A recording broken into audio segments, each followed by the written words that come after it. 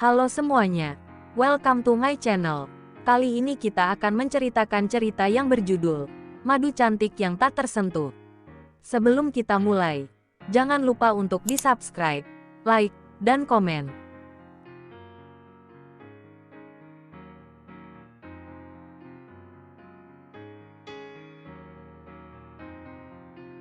Episode 45, Serius. Pria di bawah sana hanya bisa mematung tak bisa berkata-kata. Sementara Belva langsung menutup kembali gorden kamar. Tubuhnya sangat lemas saat ini. Jika itu memang Tigor, mengapa selama ini dia tidak pernah mengatakan apa-apa? Lagi dan lagi, Belva tidak bisa menemukan malam yang tenang. Ia pasti terjaga malam ini. Saat ini pun ia tidak tahu harus pada siapa bersandar. Mengeluhkan segala keresahan yang menghimpit hidupnya belakangan ini. Suara pintu diketuk, membuat Belva menyeka pipi dan menarik napas dalam-dalam. "Permisi, Nyonya, apa kita jadi berangkat ke rumah sakit?"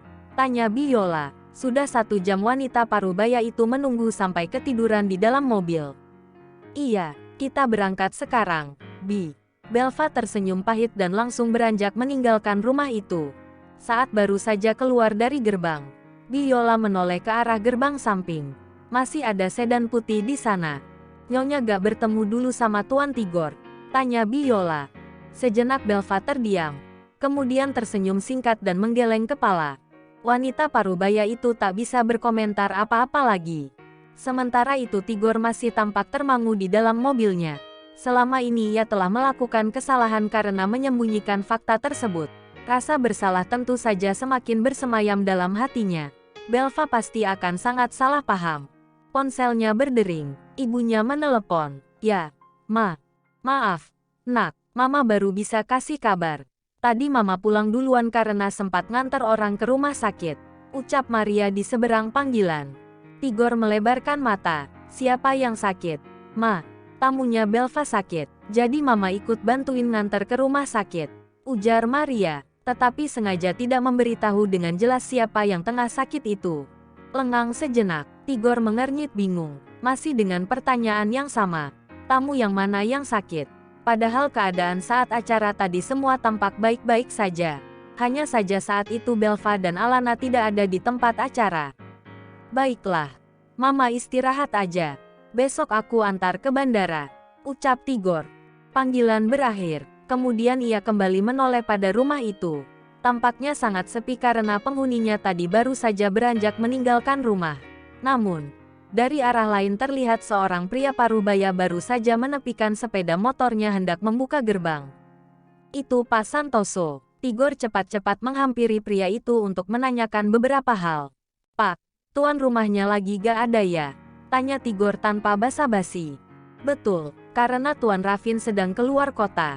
Sedangkan istri-istrinya sedang di rumah sakit," ujar Pak Santoso.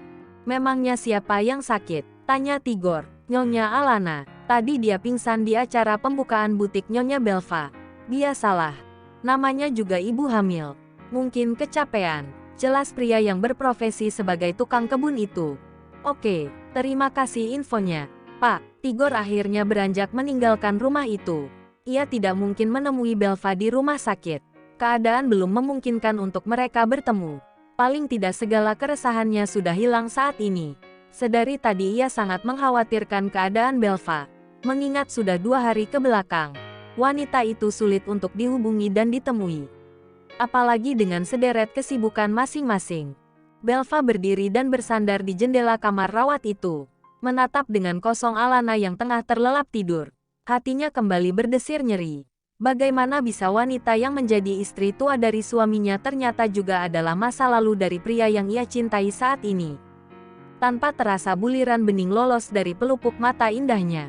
Ujian apa yang akan ia hadapi setelah mengetahui kenyataan ini?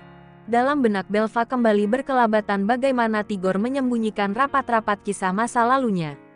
Dan pada akhirnya berani menceritakannya sewaktu di pantai hari itu.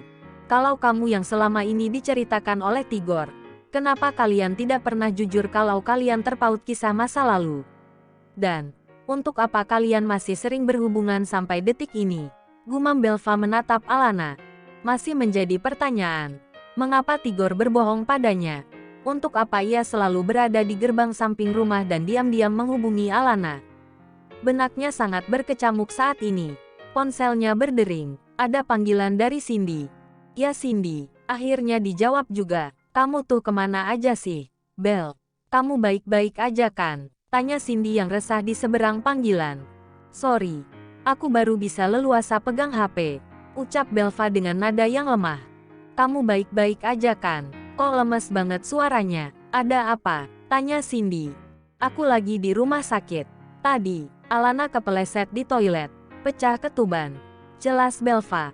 Oh ya, terus gimana keadaannya? Cindy terdengar panik. Udah better. Kok, aman? Belva tersenyum getir. Syukurlah, aku perlu ke sana gak? Barangkali mau ditemenin, ucap Cindy. Gak usah, Cindy, gak apa-apa. Ada Biola kok di sini. Besok juga Ravin datang, kata Belva. Oke deh, take care ya, Bel. Oh ya, pacar kamu kasihan tuh cemas banget dari tadi. Celetuk Cindy, tentu saja yang dimaksud itu adalah Tigor. Belva hanya menghela napas. Tangsia, Cindy, panggilan berakhir. Di sana Cindy sempat terheran. Akhir-akhir ini Belva terlihat sangat tidak bergairah jika sudah membicarakan soal Tigor. Entah ada apa. Belva semakin perih jika melihat Alana. Dalam hatinya tak henti berkata, betapa hebatnya wanita itu dan Tigor yang bisa dengan mudah menyembunyikan kisahnya begitu rapat. Kemudian Belva pun jadi teringat dan mencocokkan beberapa informasi. Kalau gitu berarti Alana lah wanita yang tidak direstui sama Bu Maria. Terus tadi mereka sempat bertemu atau jangan-jangan Alana celaka karena Bu Maria. Tapi gak mungkin. Bu Maria bukan tipikal orang jahat kayak gitu. Karena kalau dia jahat ngapain dia capek-capek nganterin Alana ke rumah sakit malam-malam gini. Belva bergumam sendirian. Hawa gerah mulai menyelimuti. Akhirnya ia memilih untuk duduk di kursi tunggu depan ruangan pasien. Semilir angin malam cukup menyejukkan dan membuat lega hatinya. Belva, suara seorang pria membuat Belva nyaris terperanjat. Ia menoleh ke arah sumber suara dan matanya langsung melebar ketika melihat pria itu. Loh, Ravin, kamu, kok bisa ada di sini? Belva sangat terkejut. Mendadak suaminya sudah tiba di rumah sakit. Aku gak bisa tenang pas denger istri dan calon anakku kenapa-napa. Jadilah, aku serahkan pekerjaan pada manajerku. Lalu aku take off secepat mungkin. Ujar Ravin. Bukan hal yang tidak mungkin untuk seorang seperti Ravin memesan tiket mendadak dan mendapatkan penerbangan secara cepat. Belva hanya mengangguk dan tersenyum getir. Gimana keadaan Alana? Tanya Ravin cemas dan tidak sabar. Dia ada di dalam masih tidur. Keadaannya sudah mulai stabil. Kok, hanya saja memang tidak boleh banyak aktivitas setelah ini. Ujar Belva. Ravin langsung bergegas memasuki kamar tersebut. Memastikan sendiri bagaimana keadaan istrinya tersebut. Alana memang masih tidur.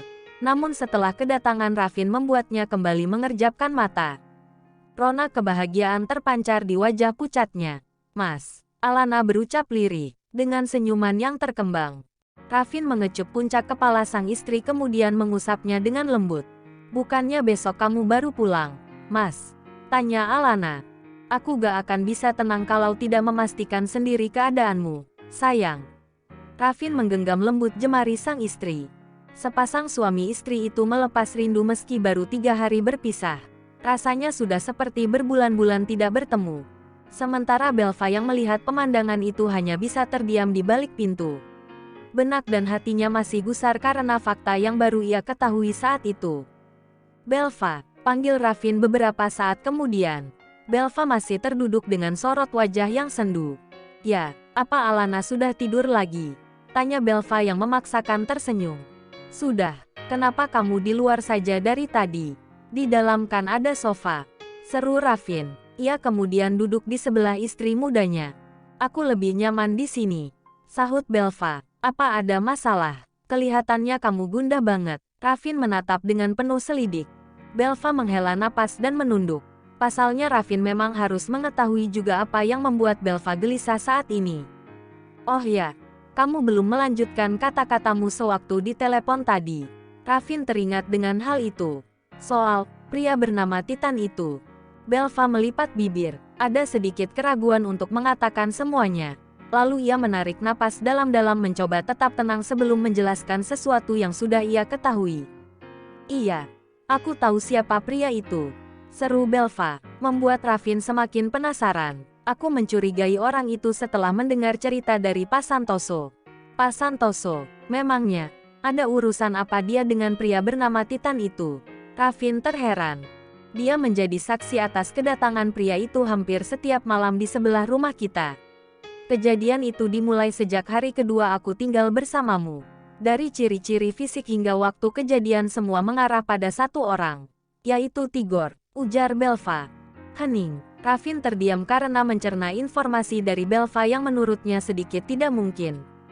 Apa, jadi, kamu mencurigai managermu sendiri?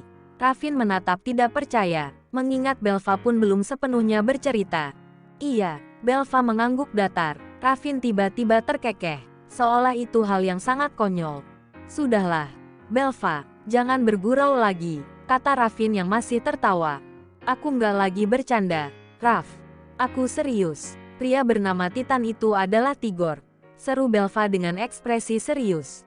Ravin sampai menggaruk kepala karena menurutnya itu sangat lucu. Lebih tepatnya sangat tidak mungkin. Apa yang membuat kamu begitu yakin, Belva? Tanya Ravin. Aku punya bukti kuat. Aku mengambil ponsel rahasia Alana dan di waktu bersamaan pria itu menghubungi kami. Ya, aku dan Alana dia hubungi hanya selang beberapa detik. Aku melihatnya langsung. Rav, aku melihat Tigor ada di rumah kita dan aku menjawab teleponnya saat dia menghubungi Alana. Ujar Belva bersungut-sungut. Berharap Ravin akan percaya setelah mendengar itu. Sejenak Ravin memang termangu. Ia tentu tidak lupa dengan ponsel rahasia milik istri tuanya itu. Kemudian tawanya mendadak hilang dan dengan gerakan cepat ia merogoh ponselnya lalu meminta Belva menyebutkan nomor kontak Tigor untuk dicocokkan.